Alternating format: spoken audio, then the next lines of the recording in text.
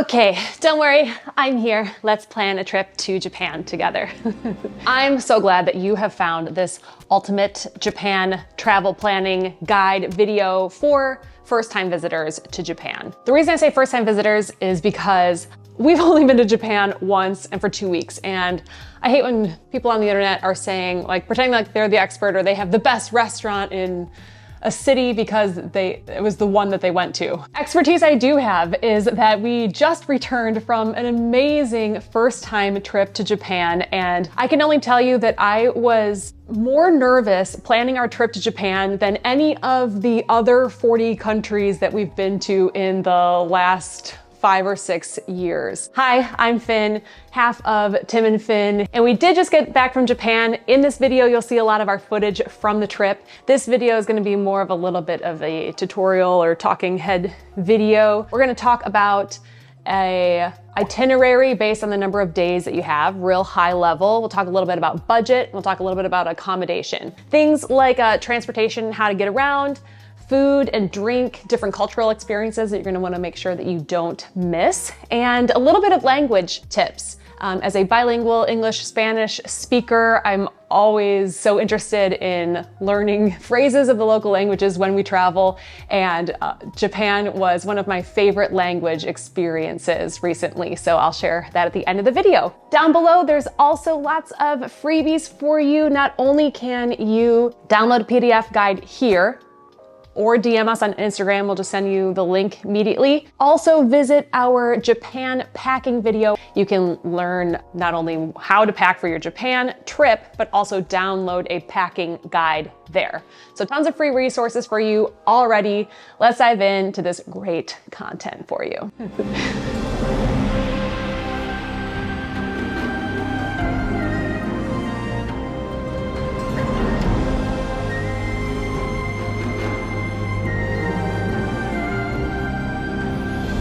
Number one, let's talk a little bit of your Japan itinerary. We are American. I know I'm speaking to many Americans, and that puts us in the context of not having much vacation time. So I know that you're gonna wanna get the most out of as few days as you'll have possible there. But if you do have the luxury of more vacation time and you'll be spending longer in Japan, you can take this in stride and add more destinations. Lucky you. Of course, starting with Tokyo.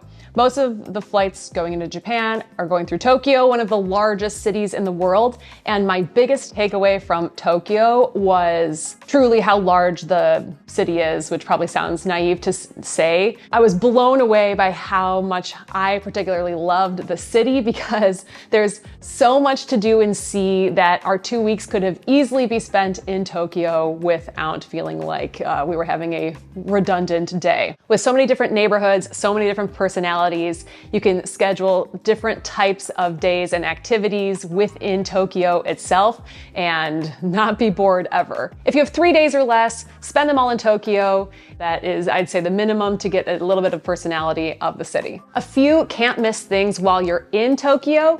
Number one is the Shibuya Sky. This is a rooftop deck overlooking Shibuya Crossing, which is the busiest crosswalk in the world. And it is truly a cool and unique experience how they've created like a photo-taking adventure up there, a light show. There's different times of day you could go and have different experiences. It's a low entry fee, about $20 US. You can spend as long as you want up there. There's both indoor and outdoor sights to see. You have a 360-degree view of Tokyo. I think this would be one of the best things to do in your first 24 hours in the city. I'd recommend grabbing tickets online through any type of tour operator like a Get Your Guide or Viator or one of the top Google results, and you can book your time in advance, because the sunset spots are the most popular if you want to get there and get great photos at sunset. Here's a little bit about our experience when we were there.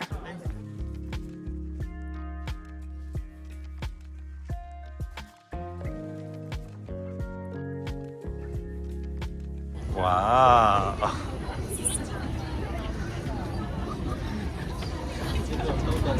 Oh, you can go to the ledge. Oh my gosh, this is really cool.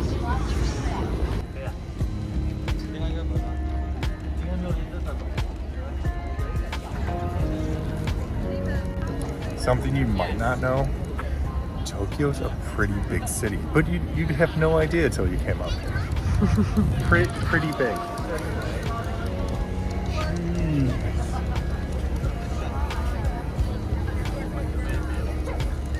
Wow, on top of the world.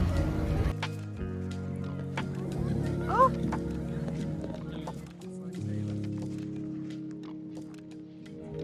No one can convince me that Japan isn't living 50 years in the future.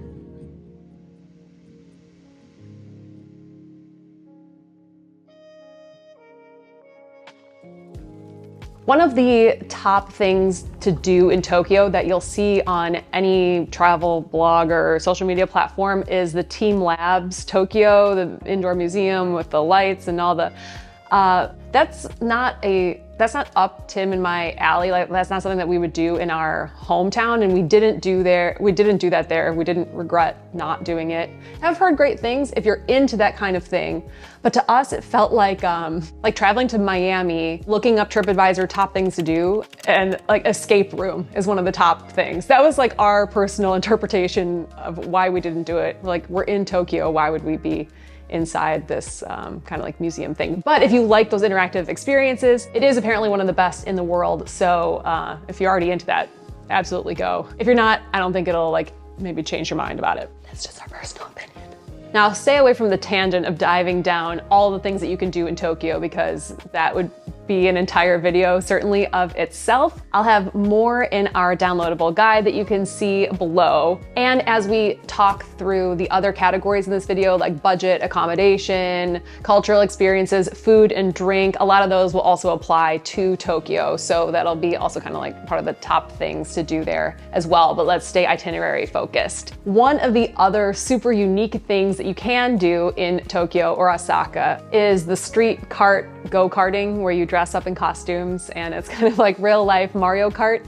Of course, for copyright reasons, it is not real life Mario Kart. However, there's a couple companies who put this on. We of course did this because it was like basically one of the reasons we went to Japan in the first place.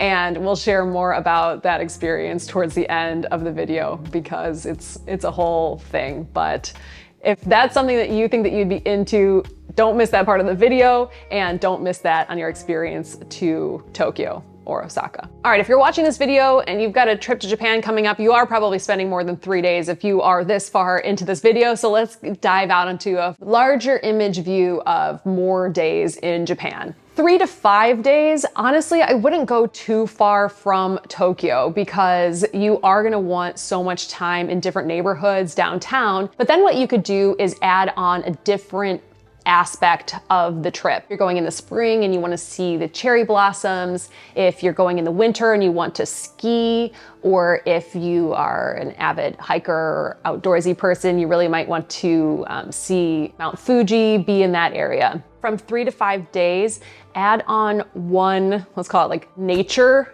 element into the trip, because the juxtaposition of Japan is one of the things that makes it so interesting and unique. You have the insane lights and cleanliness of one of the largest cities in the world, but then you have the beautiful natural quietness and landscape out just beyond the city center. You could add on like a 1-day trip to Fuji, a 1-day trip up to Nagano for skiing. There's better skiing on northernmost island, but that would be a little far for a 5-day trip. There's some other areas around Tokyo that you can find of different hillside parks, botanical gardens, Japanese gardens, that if Fuji or skiing or the mountain area aren't on your list, you could just take a short train ride and get out to a beautiful botanical garden. All right, now let's say you've got about a week. I'm gonna call this like a 5 to 8 day span of time. If you have about a week, that would be the shortest length of time I'd recommend staying outside of Tokyo. That's when, if Mount Fuji's on your list, you could do an overnight trip down there, or you could go out into the center area around Nagano area where you could visit maybe an onsen town. Your week-long itinerary would also be a good opportunity to add in a bigger cultural experience into your trip, like an entire day filled of hot springs, an entire day visiting wildlife, like the snow monkeys if you're going in an appropriate season, like late fall, winter, or early spring. Otherwise, the monkeys aren't cold and they don't go into the hot spring. They're out like looking for food in the forest, as monkeys do. There's other touristy things you could do in the mountain areas, like take cable cars to viewpoints or go on hikes to different viewpoints. So that would be like a good entire day activity that would be really limited on 5 days or less, getting you outside of Tokyo, but a perfect way to add in a little break on your trip for 7 days. We'll also talk about how quick and easy it is to get around the country using the Shinkansen or the bullet train system. Don't be intimidated by that. I can't wait to tell you about that in our transportation section, but that would be such an easy way to hop on the train, go see a different area of Japan, and then quickly and easily get back to Tokyo in your 7 or 8 days or less and be able to fly out again. When you have more time than 7 days, that's really when the trip can open up and you can start to explore the country a little bit more. For a cultural experience, this would be a great time to visit Kyoto, one of the most popular touristy cities for this purpose. There's so many ryokans. A ryokan is the traditional Japanese hotel where you sleep on the mats on the floor. And this type of overnight experience almost always includes dinner, a multi-course, really cool dinner, and a breakfast. Essentially a bed and breakfast, but in the Japanese style. So Kyoto would be a really cool location to stay in a place like that because there's just lots of choices, many available. There's so many temples to visit in Kyoto that would be a really good jumping off point for your cultural trip add-on. And you're about a 3-hour bullet train ride back to Tokyo then. So you're not traveling, too far away from where you started. If you want to maintain more of a nature itinerary, this is where you could add on the other natural experience you haven't had yet. So if you started in Fuji, you could go up and visit an onsen town in the mountains. If you went there from Tokyo, then you could maybe go down to Kyoto or something for 2 nights and then come over to Fuji before heading back up to Tokyo. You see all of this on a map. It's very circular, which helps travel planning because it's always nice when you can make a perfect loop and don't have to backtrack too much. If you are more of an urban environment lover, then of course you'll love Osaka, the second largest city in Japan, and all the different neighborhoods, foods to try in Osaka. That is a city lover's paradise and dream because there's so much going on in Osaka. You wouldn't have that much diversity of a trip if you only did Tokyo and Osaka. However, if you're a city lover and you're not, missing anything by not taking a hike, then you could really just spend all your time in those 2 cities. Woo! Even though that was a lot of information, that is such a brief high level of what there is to do in Japan. That's almost like saying for the entire United States, like a couple days in New York and 2 in Los Angeles and 1 day skiing in Colorado is enough to cover the entire United States. There's so many different types of trips that you could have visiting Japan. You've got Okinawa all the way down south where you could have a beautiful beach vacation, visit the snowiest city in the world in February in northern Japan and have an entire winter experience up there. So that's part of the beauty of visiting this country is depending on the time of year, the location you visit, you have so much variety in the type of trip that it's going to be. That's why I personally am excited to continue to go back and back and back to Japan for different types of trips. But for now, I will leave you with that high-level itinerary. Again, you can download all this information below. Let's move on to everyone's favorite topic of budget. All right, budget. What is the budget like in Japan? I'm gonna do a little like Finn's feels like, which is something that we say in our family when we're talking about the weather. You say your name, you say like what it feels like outside. The Finn's feels like is that it is you're not gonna love my answer, but the budget in Japan is truly the budget that you spend at home or on your short weekend trips, I bet. If you are a couple that likes to make dinner reservations, go out to nice places to eat, you can definitely grab some great dinner reservations and spend about $100 a person for a great omakase dinner. We'll talk about that in food and drink. If you don't care so much about luxury hotels or nice dining experiences and you're a little bit more thrifty, you're gonna be going to the local grocery stores or 7-Elevens and picking up some ready-made meals, eating some ramen in the hotel, but also spending, some money out on some cool like sushi and restaurant situations,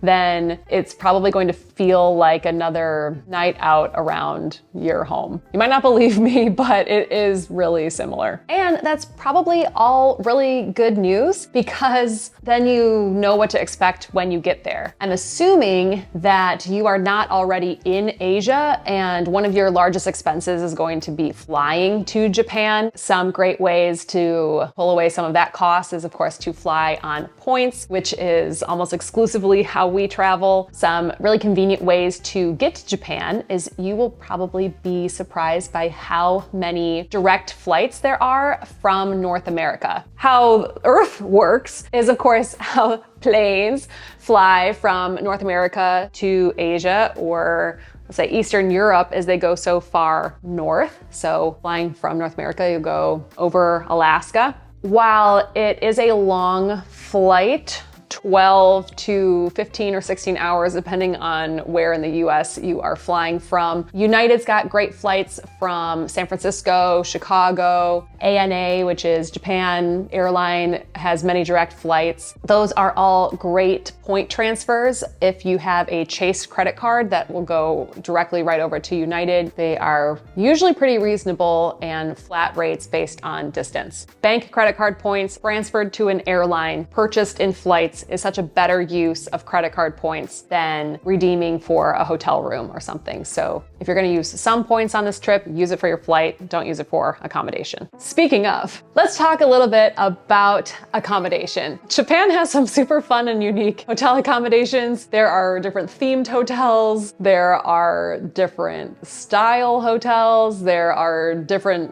room types. You can stay in a traditional Japanese ryokan like we talked about earlier, and there is every type of budget and property under the sun, especially in Tokyo, in one of the largest cities in the world. However you normally travel is probably what you'll see and find there. However, if you're looking for some travel tips, one of my favorite redemptions that we recently used on this trip was through the Amex portal. If you have the Platinum card, you get an extra $100 when you have a stay. You also get free breakfast. So this was a great way to stay at a luxury property in Tokyo, have a $100 credit that you could use for room service or to have a very like Park Hyatt lost in translation moment with a cocktail overlooking the city skyline in the evening, and the breakfast buffet at a luxury hotel is a great way to try so many local foods.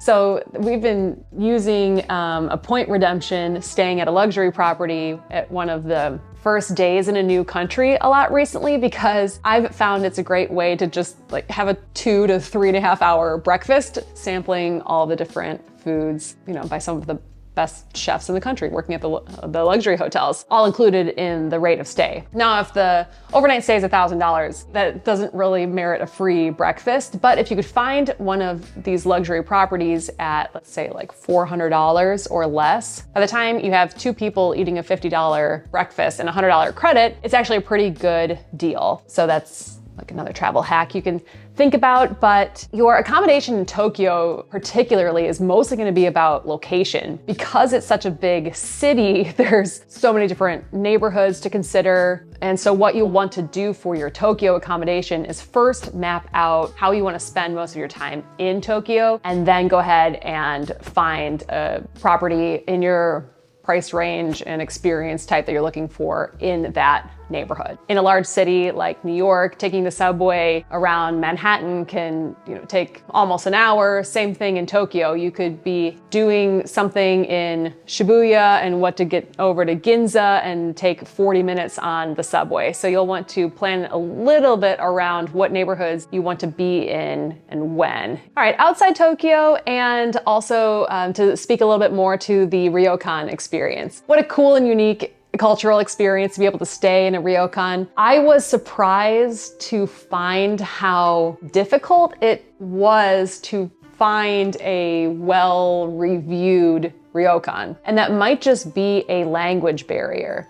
I found that on the normal hotel booking sites that I use, like a bank travel portal or a aggregate like hotels.com, booking.com, Agoda, which I normally really like for Asia, it was kind of hard to find. And then it was hard to figure out like what it was, if we were going to be in a Japanese style room, if the onsen, the Japanese hot springs, were attached, or if we had access to one in the town. And then diving out on the website of the hotel, it was also hard to find that information because maybe the website was only in Japanese characters. Of course, Google helps a lot with that, but I was just surprised to see that it wasn't more English language tourist focused. It was definitely like a very local experience. So start on your favorite booking site, and then from there you can start to like explore out onto different paths. But of course, Google is in English, and unless the business owner has put their hotel name or the English written ryokan word, not that ryokan is an English word, it just has English characters, you are searching Western characters in the symbols of Japanese, and they don't cross and match, versus like if you are looking in Portuguese or German, it can look up because it's the same characters. Okay, we can talk about that more with language, but I was just surprised that for such a modern country, I was having more trouble than I thought finding information. But that's what made it really cool and such a foreign experience for somebody who's traveled to whatever, you know what I mean. I've been places. Let's move on. How is this going? Are you getting excited about your trip to Japan? Don't be scared. It is easier than you think it's gonna be. It's just a lot to think about in the beginning, which is right now. So this is the most stressed that you're gonna be. So it's gonna get easier. Specifically with transportation. Let's talk transportation. The first thing that you want to consider, and probably do if you're spending more than a week in Japan, is get yourself a Japan Rail Pass. The first thing that I want to tell you about using the Japan Rail system is that if you are in anything beyond a carry-on size, you have very limited options while traveling on the train.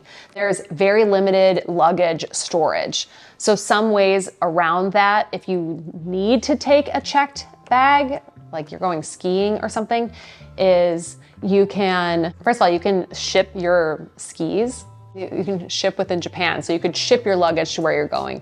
If you are planning on riding the train with your luggage, you have to make a luggage reservation along with your seat reservation so that you have the large area reserved, which there's only like 2 to 4 spaces, 4 pieces of luggage per car. That really limits your options. If you don't want to deal with reserving your checked bag while you travel through Japan on the train, you could book a green car, which is the business class or first class system where you don't have to pay for luggage. Those cars have more space, those cars have more flexibility, and those cars have more luggage area. However, not necessarily enough for every passenger, but you don't have to book your luggage in the green cars. Or you can do what I would recommend, is staying carry-on only for your trip to Japan. Yes, even your 2-week trip to Japan. How are you going to do that? Well, we have a complete packing guide specifically on how to travel Japan in a carry-on only. It's an entire system on how to pack with Japan in mind, keeping you in a carry-on so that you can stay mobile on your trip to Japan and stay flexible and not having to book your luggage on the train. This is linked below, and we've got great YouTube hosts for that episode, The Lover's Passport, who traveled to Japan in carry-on and host that episode over there. So don't miss the free packing guide download and that episode of Packed over on Trip Travel Gear. So how do you get a Japan Rail Pass? To my shocking surprise, the Japan Rail Pass is not electronic. And you need to send alert, markings on the screen. You have to send out for the Japan Rail Pass in the mail to your home in wherever you live. Isn't that crazy? A month before the trip, I said, these are the dates that I want to be in Japan. And they mailed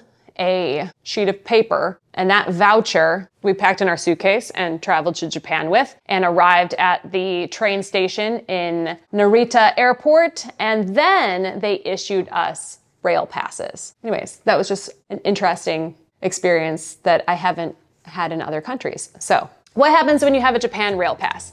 You can opt to buy the Rail Pass based on the length of time you are there. They come in week-long sequences, 7 days, 14 days, 21 days, and they're available only to non-Japanese residents. So that's a fun little tourist perk that we get. If you go out there, you might have sticker shock for how much the passes are. So you'll want to estimate, are you just staying in Tokyo? Are you just taking a 1-day trip to Mount Fuji? Or are you doing 14 days around the country? Every bullet train will have a one-way sticker price if you don't opt to do the pass. Think of this like a Eurorail pass where it's like unlimited trips. It adds up really quick. Like I think a one-way from Kyoto to Tokyo might be $100. And so for a $300 to $400 ticket, it will start to make sense depending on the amount of time that you're traveling. You can also use your Japan Rail Pass, and I'm physically showing you because this is gonna start to get a little bit complicated. However, it is interesting, so I do encourage you to stick around. All right, the Japan Rail Pass is good for trips in Tokyo around on the subway. I'm talking to Americans. We don't like have all this like great stuff like you guys have in Europe or anything. Okay, so think about like an Amtrak train, that's the bullet train, and also the subway, like going around on the L in Chicago. Good for both. However, there's also Tokyo subway lines that this is not good for. Sounds intimidating, but it isn't once you're there because in a beautiful Japanese way, everything is labeled so incredibly well and with Western characters. When you land with your voucher and you go to the train station in the airport to go into town, you go to the ticketing office and a very sweet, lovely person will help your jet-lagged and confused self out and hand you your pass, which is the one that has a QR code on it. And this is your functioning pass. Do not lose this ever. That's it. They will hand you a second card that looks similar but functions differently. This is purely information. You won't need to scan this or put this anywhere. The tickets have English on them. They have times in numbers that you can read on them, and they have your seat number and the track number and the train number. You can ride trains without a seat assignment on some trains, and on others you do need a seat assignment. How will you ever know? Well, if you are a planner, I'd say when you first get there, know all of your travel dates that you're going to be traveling all around the country, and say, hey, we're going to Tokyo right now. And hey, 3 days from now, we are going to go from Tokyo to Kyoto. And then they'll look up the train times. They'll say, what time do you want to go? How about sometime around noon? And they'll say, okay, how about this 12:08 train? They'll put it all in. So you could get the seat assignments for your entire trip right then at the ticketing office, right when you land. That's what I would recommend doing because you never know if the trains could sell out. If you're not the planner and that sounds a little bit too planned and not so spontaneous, you can always just show up day of and like say, hey, we want to go to Osaka today. And then as trains are available, then you can bop on the next available train. That's probably fine for most times of the year unless you are traveling to a popular location at a popular time of year like April, especially the end of April, which is a Japanese holiday at the time that it's departing. When you are walking through the train station, These function by inserting into a ticketing machine. Chuk, chuk, it sucks it into the machine. Chuk, chuk, it punches it out on the other side. You take it to walk through the little carousel. Keep this. Again, do not lose it. Put it somewhere away. When you exit the train, then you will go through another exit ticketing, the little carousel things. Dun-dun, out the other side. Ba-bum, take it. Put it away. Do not lose it. Second, transportation. Go ahead and download right now. Suica. I feel like I am doing like makeup blogging. Suica. You know when technology sometimes just works? This was one of those blow your mind things. You download Suica, the app, I suppose, and in your Apple Pay, you just say, I want to add money to my Suica card. So to start, I just added 1,000 yen, which is about $7. So I had something in there, even if your screen is off. And I just beep, beep, beep, top off my little Suica card. Whoop. You can scan it right across the little phone scanner in the same area of where you were putting this in, for the Shinkansen bullet train. On the subway lines, you tap your phone even if it's off and it auto deducts from your Suica card, and then it'll tell you your remaining balance. You can go ahead and top off even mid-trip if you need to. Again, you tap out, boop, boop, before you leave. In downtown Tokyo, there are lines that accept the different forms of transportation. This is already included in your ticket price, so it's better to look for a train that starts with the letter J, because then you'll know that you already paid for it versus needing Suica money to pay for it. Suica is also really cool because you can use it to pay at a lot of the shops and stores that are in the massive train centers that are a city block wide that are all happening down underground in Tokyo. Man, I could have an entire video, I guess, on transportation, but I think it's one of the most intimidating factors for a lot of people. Google Maps did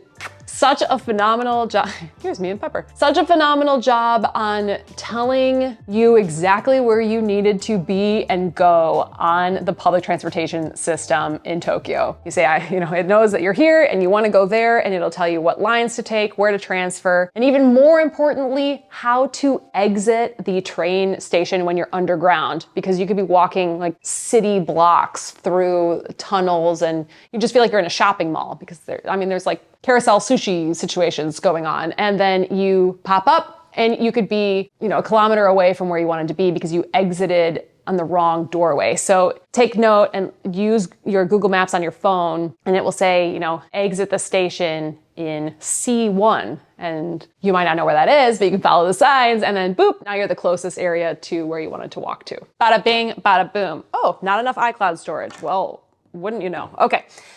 Food and drink. Food in Japan is umami amazing. Some food in Japan makes me want to vomit my brains out, but everybody has their own palate. Let's start high level. Sushi. You're gonna eat some sushi in Japan. Yes, it is amazing. Yes, there is conveyor belt sushi available in lots of locations. And yes, that is a really fun experience to try. Did you ever play that Pokemon game, like the Lickitung on N64? That was a big game with my brother and I. To experience it in real life was super fun. Please comment below in solidarity with me. Thank you. I was kind of surprised during a lot of those experiences that at those restaurants, a lot of people are still just ordering sushi. You kind of see the same things going around and around. You're kind of waiting for something that you have a taste for. You can order on an iPad in a lot of those places, or just shout out to the chef and they'll bring it to you. I was surprised that it wasn't just conveyor belt sushi. There's a lot of ordering that goes on at those places too. Omakase dinner. With a little bit of cultural naivete, not speaking the language, I don't know that much in a formal way how to describe, this is the 4th time I've done chef's kiss in this video, but a multi-course meal that will run you, I'd say, somewhere between $50 to $200 for a sushi experience where the chef is preparing the food right in front of you. And of course you eat sushi with your hands and picking it up as they're delivering the one dish, they'll present it to you. TikTok's a good place to find omakase dinners that are geared towards tourists that a lot of people have seen because of vlogs or TikTok. And your concierge at your hotel would also be a good resource to help book an omakase dinner if you are interested in an experience like that. We had an experience like this in Tokyo and one in Kyoto. One in Tokyo, that was a place I found on on TikTok and made reservations for, and another really spontaneous one that we walked into that had a cancellation that night in Kyoto. And both were some of our favorite culinary experiences in Japan, because that's kind of like what you do when you're there. Add that to your list under both culture and food as a not to miss. Of course, if you are a red meat eater, Wagyu beef, trying that really was, the best red meat that we've ever had, ever. So that's something to try while you're in Japan. One of my recent favorite things to do on trips is to book some type of food tour at the beginning of a trip in a particularly foreign feeling country to help gauge a little bit of like, what new foods have we never even heard of that we should be trying? We've just been loving doing food tours in the beginning. We did go on one that I found on Airbnb Experience that I totally recommend. Wait. I go there because I'm not very important. Oh my god, look at You this look form. like a T-Rex. Flex a little bit. That's fantastic. Right? Close. Wow, that really Great. selling it. I love it.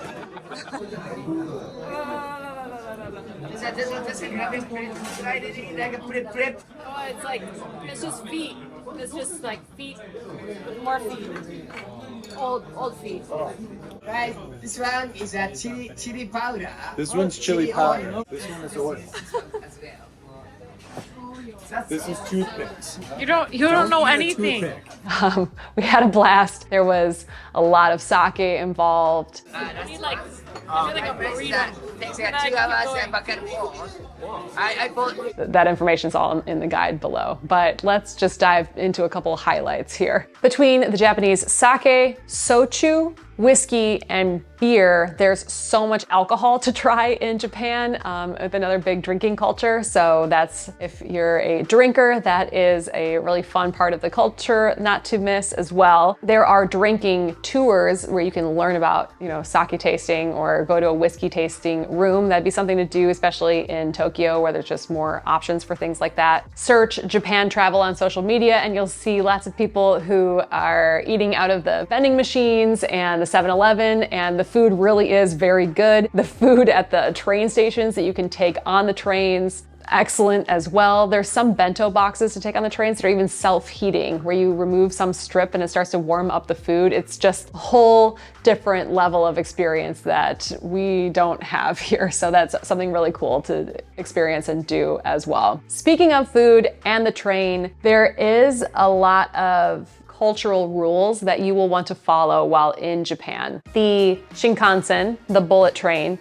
it's totally appropriate to eat and drink while on the train. You'll have the full down table. In the beginning, we weren't really sure of like what trains it was okay to eat on and what trains it wasn't, but after a couple days in Japan, we realized Shinkansen, bullet trains, appropriate to eat. It was really just the subway experience where it's not appropriate to eat. There's very little talking, even late at night in clearly like drunk social situations of people coming back from work. It was still pretty quiet. Packed to the brim, subways were wonderfully quiet instead of loud and chaotic like maybe a subway that you've been on before. But those are just things to know for eating, drinking, and talking on public transportation. The last topic in food is food allergies. Vegetarian, vegan, there are a lot of options in the big cities, as there are in many places in the world in big cities, but there also were good vegetarian options and indicators on menus with a V for things that were vegetarian or vegan. Surprisingly, I would see the word vegan more than vegetarian, which I was surprised about,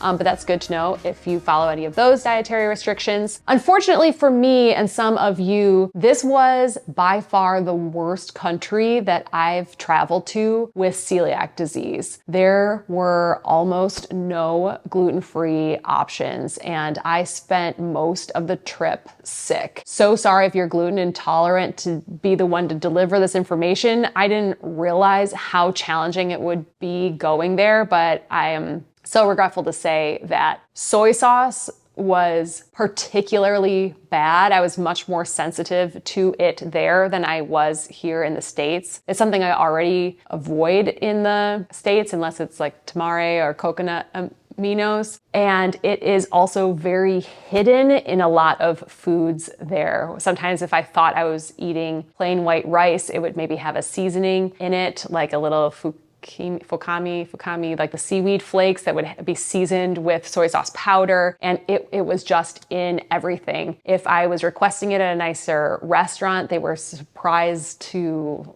hear about that allergy, like a wheat allergy. It was just very challenging. So I'm sorry to say that. How you can approach the trip, just real quick, if you are celiac or gluten intolerant, is a lot of non-English speaking waiters or people we were interacting with knew the word allergy, or you might hear it as allergy. They knew allergy and then wheat, or we were able to kind of figure out the symbol or sign for wheat. Of course, just having like a little image on your phone that you've put through Google Translate just as a quick way to show somebody is the most efficient way to communicate. This is your heads up.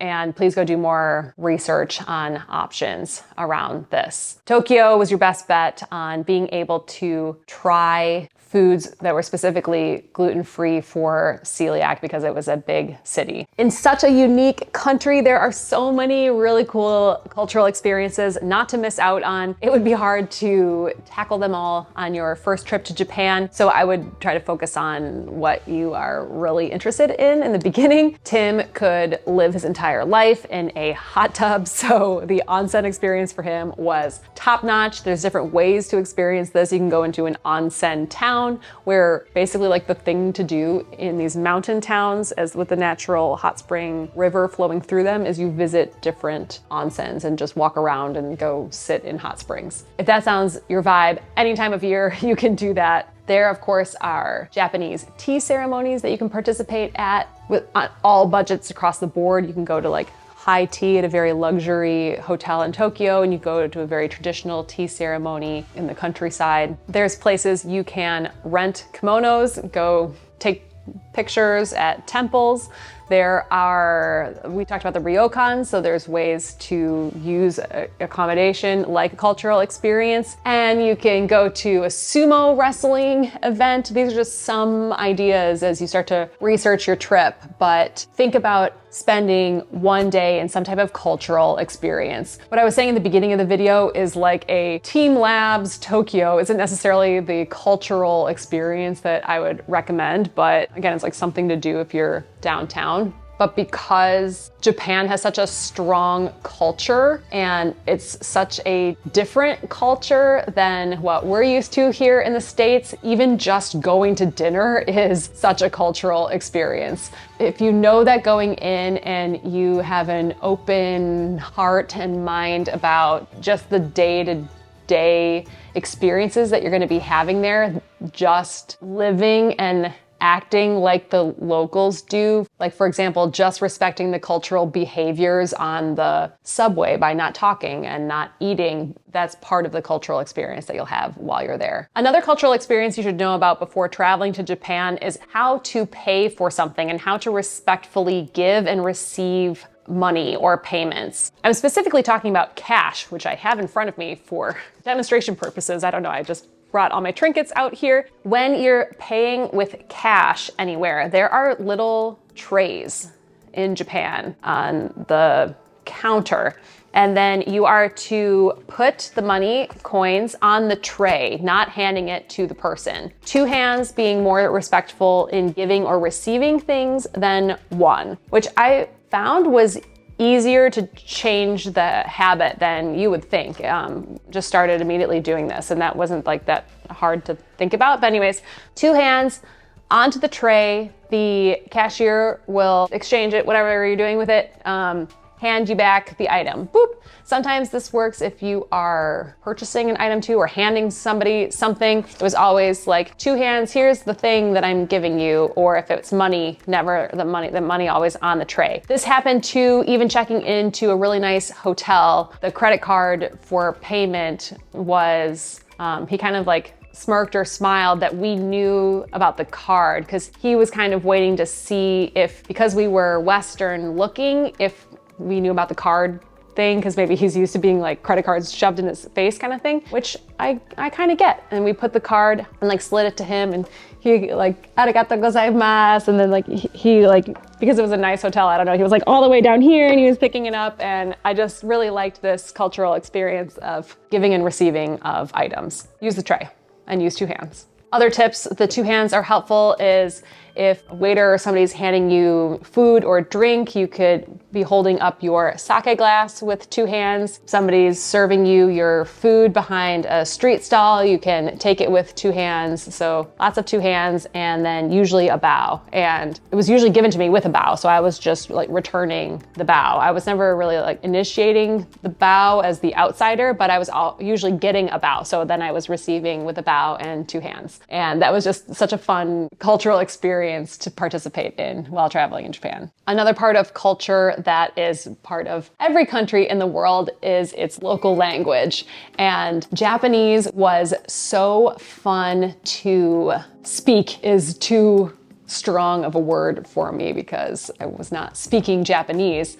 But of the Asian countries that I've been to, Thailand, Vietnam, Malaysia, Singapore, it was the first Asian language that I've been able to use and feel understood from just basic phrases. So I really liked the interaction between the locals, really just being able to say thank you. So together we can say thank you, which is arigato gozaimasu. So let's break this down a bit. Arigato and gozaimasu, thank you, and very much. Everybody was using this phrase, from the 7-Eleven operating attendant and the subway under the airport was just like so sweet, respectful, sometimes bowing, sometimes hand together, but always, no matter what they were doing, arigato gozaimasu. The length, as I understand, of mas is more respectful the longer it's said. So a very respectful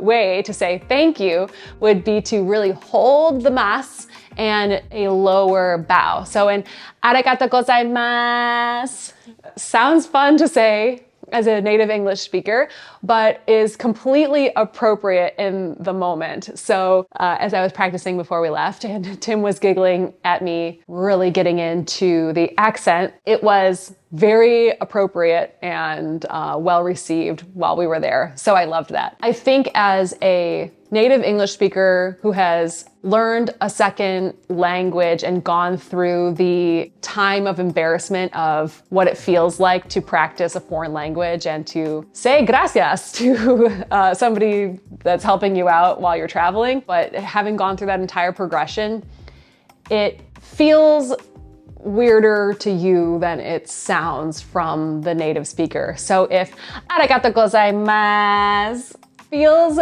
funny for you, it does not sound funny to them. What doesn't sound good is if you aren't saying thank you in such a respectful culture. So please, please, please, please, please practice saying this and don't be shy to say it while you're traveling because it is such an important part of their culture and is such a fun way to share a shared experience when you're checking out of a hotel, when you've so bravely figured out how to pay for something in Japan and them handing you whatever you've just paid for. So arigato gozaimasu is a non-negotiable. You must learn how to say thank you very much when you arrive. There are 2 other phrases that I'm going to teach you in this long-winded video. Sumimasen, sumimasen. Sumimasen is, oh sorry, excuse me. Oh, excuse me. Oh, sorry, excuse me. In such a busy and crowded city as Tokyo was, I cannot believe how much I used this word. I used sumimasen all the time in Tokyo. Within the first 24 hours, I heard my first sumimasen as somebody, a local on a crowded street, kind of squeezed past me and barely shouldered the side of my backpack, and he turned around, sumimasen, sumimasen, as he bowed and walked away, and sumimasen came out of my mouth, and I was just so excited about this local experience. It's, again, very respectful. There's no like unching and shoving by, sometimes at rush hour on the subway without a sumimasen. But this was a fun way to feel part of local culture, being able to say that in the many crowded spaces we were in Tokyo, but also a useful thing if we were coming up on our stop and we were smushed in the middle of the subway and needed to get out, and then I could throw in a little sumimasen, and then we had a little clearing to get out of the subway before the doors closed. So that's a good one to know. Sumimasen. I have no idea how to spell any of this, but that's what it sounds like. The last and final word, of course, is konnichiwa. Konnichiwa, I was very confused by, so I'd love if anybody is bilingual Japanese and English to share in the comments. Konnichiwa, hello. But I think more specifically, it's more like good afternoon. I never heard this word in reciprocation to me using it, which made me feel uncomfortable to use it. However, my use might have been appropriate at any time of day, perhaps. And maybe what the other person was saying that I was hearing was, we walked into a shop and they said, welcome, welcome into the store. How may I help you?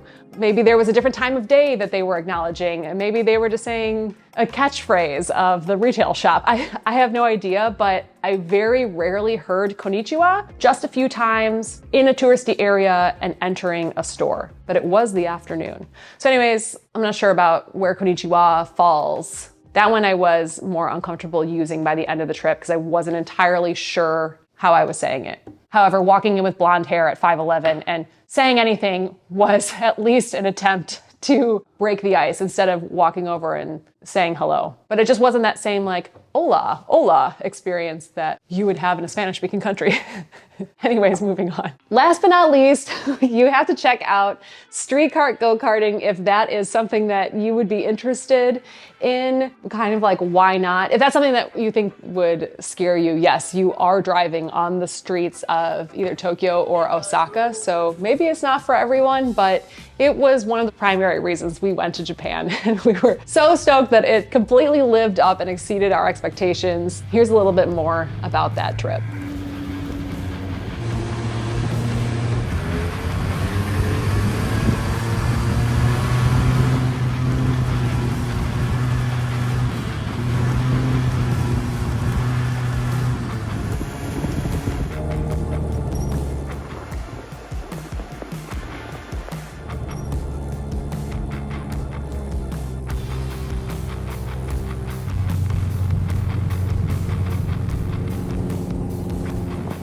If you stuck around all the way to this point, I'm so excited for your upcoming trip to Japan. I hope you come back to this video and rewatch it right before you leave so you're reminded of some of those cultural experiences and language travel tips to get you in the right mindset for your upcoming trip. Please leave a comment below, like and subscribe to this video. Don't miss the free travel guide down below. You can download that there. Arigatou gozaimasu. See you in the next video.